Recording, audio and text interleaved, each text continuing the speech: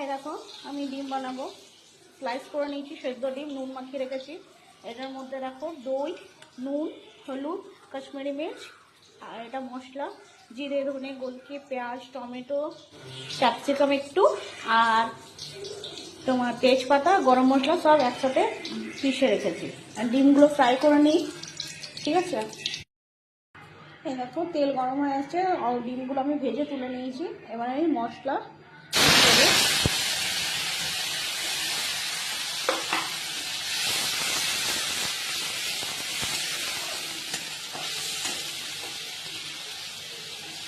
একদম dry dry হবে, রুটির সাথে দারুণ লাগে, বাটির সাথেও ভালো লাগে। আমি ফ্রাই করবো এখন মশলাটাকে আমি ভালো করে।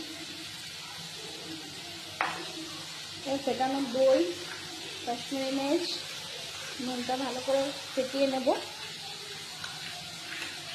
তখন মশলার মধ্যে হালকা আর একটু গরম জল করে রেখেছি হালকা,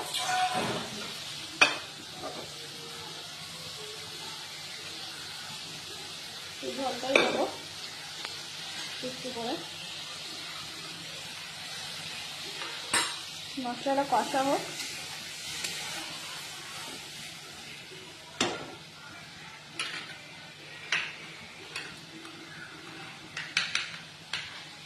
এবার এরকম দইটা মশলাটা এটাও দিয়ে দেবো ওটার মধ্যে, একটু কালারটা আসবে। দেখো একদম কষানো হয়ে তেল ছেড়ে দিয়েছে, একটু কষাবো। একটু করে বয়েল হালকা, আমি জল দেবো আর কষাতে থাকবো। ঠান্ডা জল একদম দেবো না, একটু বয়েল করে নেবো জলটা।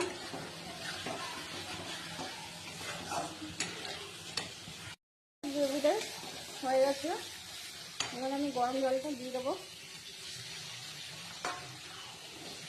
কালারটা খুব সুন্দর হয়েছে, জাস্ট 1-2 ফুট হবে আর আমি এগুলো দিয়ে দেবো। বয়েল হয়ে গেছে, এক একে আমি দিয়ে দেবো।